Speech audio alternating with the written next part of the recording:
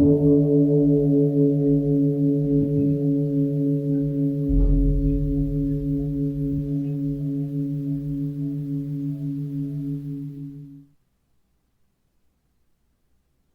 all beings be happy. May all beings be healthy. May all beings be free from harm. May all beings love life. May all beings awaken. Welcome to another Cuke Audio podcast. I'm DC Puba of Cuke Audio and Cuke Archives. I pray that you and yours are safe and comfortable, free from economic hardship, and able to get out and do whatever it is you want within the limitations of the universal precept of do as little harm as possible. So today we're going to have the 7th clip from the audio, the recording of Shunryu Suzuki giving a lecture in Los Altos on September 9th, 1965. And it was went on to be edited to be the chapter of Zen Mind, Beginner's Mind, Study Yourself. So, hey, let me tell you, if you're going to buy Zen Mind, Beginner's Mind to aid you in the study of this or to read it or anything, get the 50th anniversary edition, which has the afterword written by yours truly, DC, that, tells you a lot about Zen Mind, Beginner's Mind, how it came about, and all sorts of details and interesting fun facts. And, there goes an airplane. An airplane went by today, and our little band was practicing, and an airplane came by. And there haven't been a lot of airplanes, you see, for the last couple of years because there's not any tourists. And someone said, an airplane flying toward the airport is music for Bali.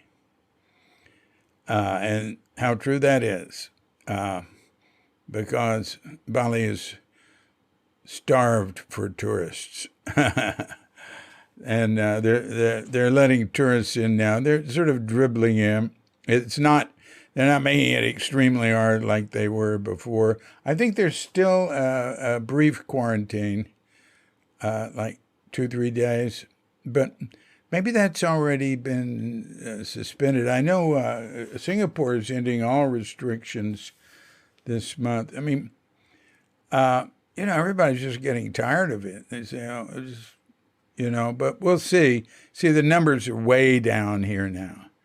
But when that happened, they were way up, like in October, and then they went way down, and then Omicron came, and they went way up. Although it wasn't as serious as earlier. Anyway, all right. So here we go with the audio. The recording for the 7th clip. And when it's through, I'll read it. I'll read, the what he said, but I'll do a little bit of editing just as I read it. And then we'll play the edited audio for it. So, there's 4 ways of practice. The perfect one is not to give any student any interpretation of himself or giving any stimulation to himself.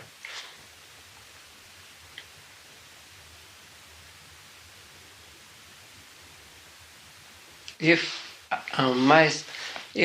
he himself is my body, the teaching is maybe our growth.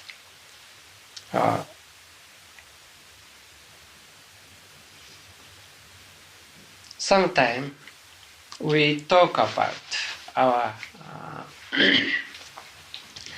clothing. Sometimes we talk about our body. But body or clothing is not actually we ourselves. We ourselves are a big activity.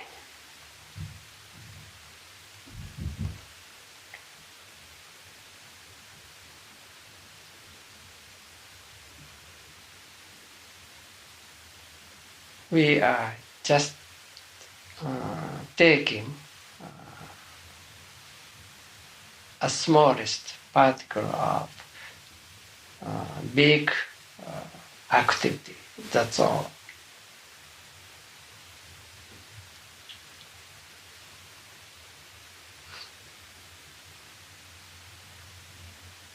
And so there will not be any need to talk about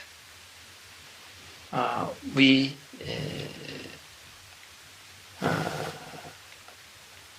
ourselves.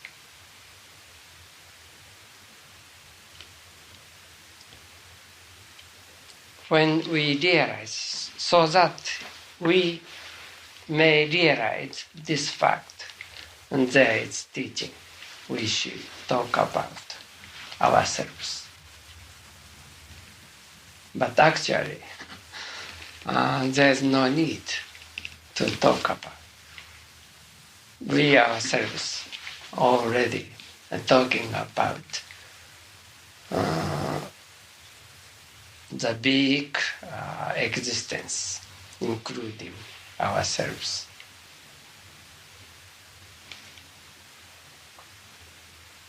So to talk about ourselves is to correct our misunderstanding, and that's all. Because we attach to the temporal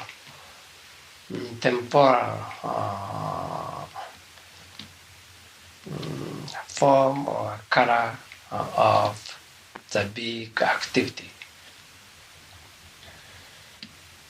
So it is necessary to talk about what is our body, what is our activity, so that you may not make any mistake about it.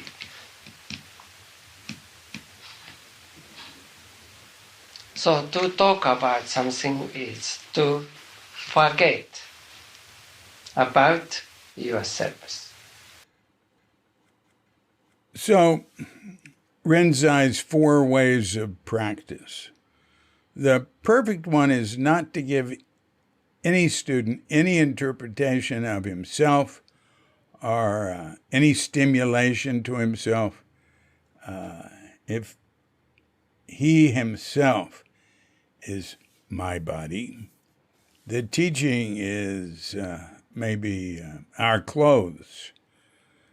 Sometimes we talk about our clothing, sometimes we talk about our body, but body or clothing is not actually we ourselves.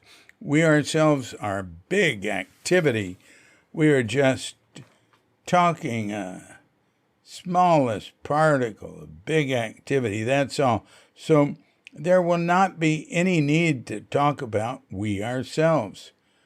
So that we may realize this fact, there is teaching we should talk about ourselves, but actually there is no need to talk about it. We ourselves already are talking about the big existence, including ourselves, so to talk about ourselves is to correct our misunderstanding, that's all, because we attach to the temporal form or color of the big activity, so it is necessary to talk about what our body is and what our activity is, so that you may not make any mistake about it. So to talk about something is to forget about ourselves. Okay, now, you know what I think when I read that? I would like to have spent more time going to him and saying, look, here's what you just said. Now, when you said this part, what did you mean by that? Or, look, is this what you meant? I mean, that's pretty, that's pretty thick stuff there. So, good luck understanding it. Look, let's think about what it could mean just very simply. There's the big activity, which is not limited to our clothing or our body or some idea of ourself. But talking about, now when he says talking about, maybe he means like to study ourselves. To talk about ourselves is to correct our misunderstanding. That's all. So the only reason to talk about ourselves is to correct our misunderstanding, that's all. Because we attach to the temporal.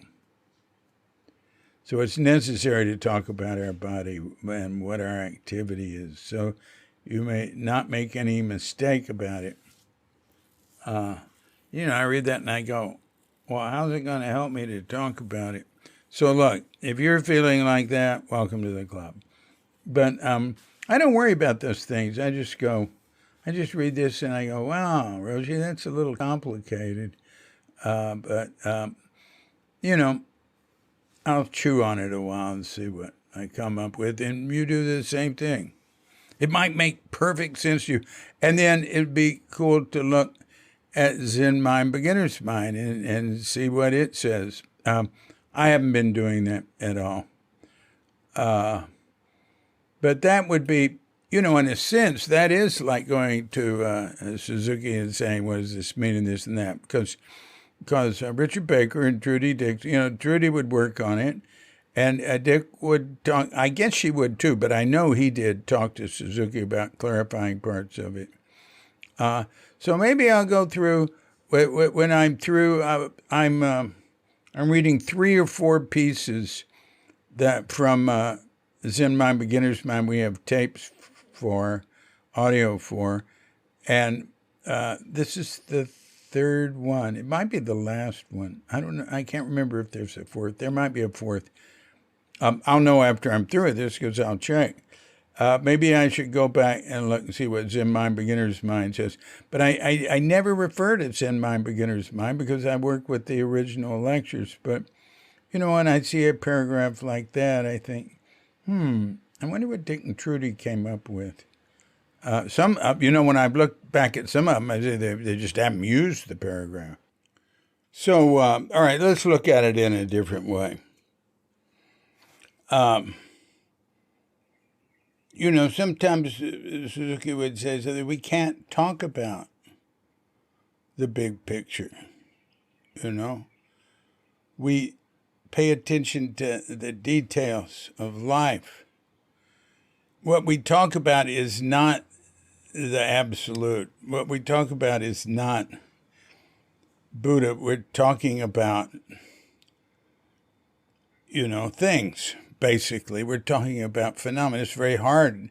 How do you talk about anything but phenomena? So our talk is to help us awaken to phenomena being an expression of the big activity. Now, Dogen emphasized Meimitsu no Kafu, careful attention to the details of life. So, talking about the body and clothing, which, is the analogy he used here, what is it other than Meimitsu no Kafu? Paying attention to the details. I can think of two examples right now where people came to him and he acknowledged that they had had enlightening experiences. And to Bob Walter, may he rest in peace, he said, yes, that's that's enlightenment experience. So now you've got to take care of everything. And Bob said, like what? And Suzuki's desk was there. He said, like this. He picks up a pencil, take care of this. And he starts picking up objects on his desk. Take care of this, take care of this. All right, that's one example. Another one, Tim Burkett, and this is in the podcast going up this Saturday. He had an enlightenment experience at Tassar, first session. He was a very intense guy. So is Bob Walter. These intense, driven people, sometimes it really helps them break through.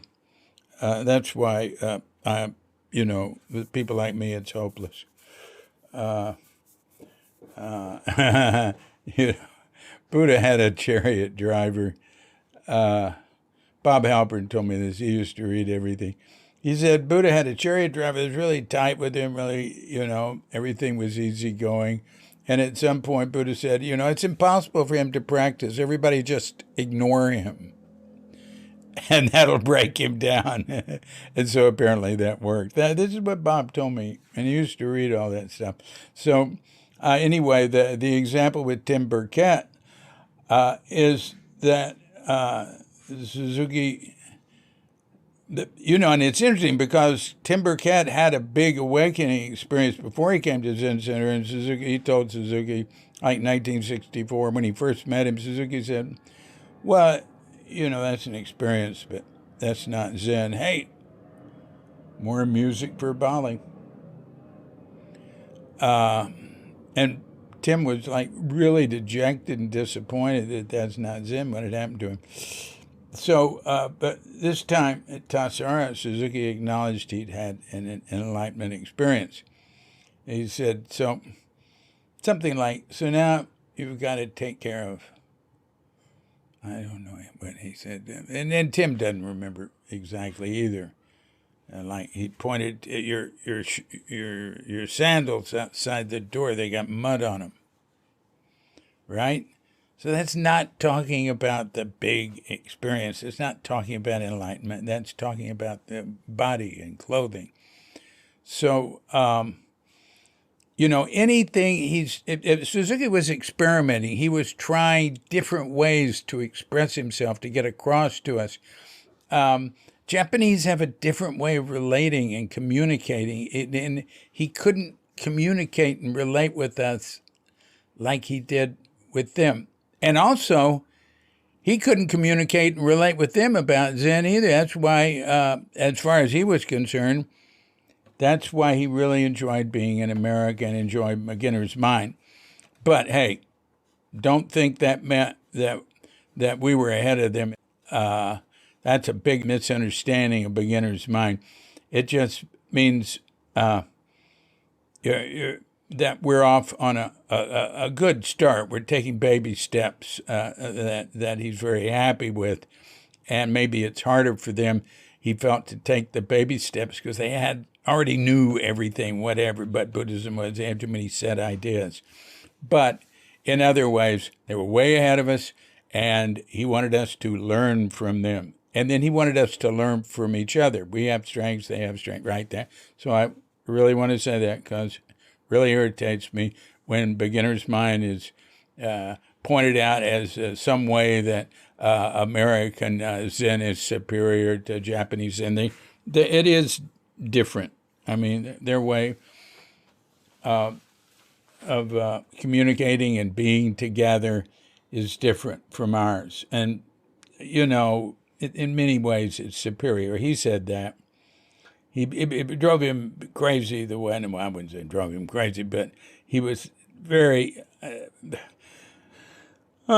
discouraged sometimes about how competitive we were, especially the men. And he said, there's a better way, and that's the Japanese way. So anyway, I got off on that. So anyway, I was talking about he's experimenting. So to me, this body and clothing way of expressing himself, he's trying something new to get across, to explain something. And I really like Michael Winger once said, and I have quoted him a number of times. He said it seemed to him, and he came after Suzuki died, but he's worked with Suzuki Roshi Archives a great deal with that. To me, you can get just as close after he died as you could when he was alive. I know a lot of people don't feel that way. But anyway, all right. Michael Winger said, he said it seemed to him like Suzuki was like somebody who was, like there was this target on the other side of a wall, say, and he's shooting toward it with his arrows, and just shooting them up in the air and hoping they come down in the right place. Actually, Michael didn't say there was a target on the other side of the wall. I added that. Michael just said he was just shooting arrows into there and hoping they came down in the right place. So I think this, but I think this gives us a way to deal with this talking about clothing, talking about our body, helping us to forget ourselves.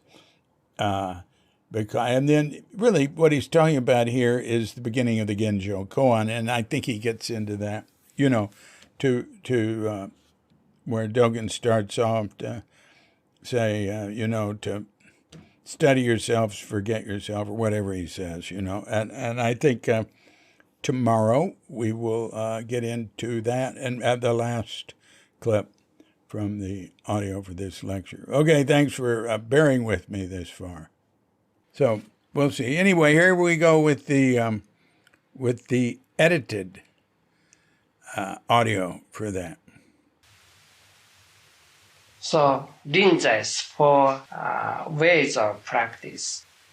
The perfect one is not to give any student any interpretation of himself or giving any stimulation to himself. If he himself is my body, the teaching is maybe our growth. Sometimes we talk about our clothing. Sometimes we talk about our body. But body or clothing is not actually we ourselves. We ourselves are a big activity. We are just taking a smallest particle of big activity. That's all. And so there will not be any need to talk about we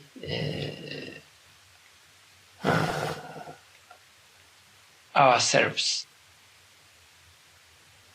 so that we may realize this fact. There is teaching. We should talk about ourselves. But actually, there is no need to talk about. We ourselves already are talking about the big existence, including ourselves. So to talk about ourselves is to correct our misunderstanding. That's all. Because we attach to the temporal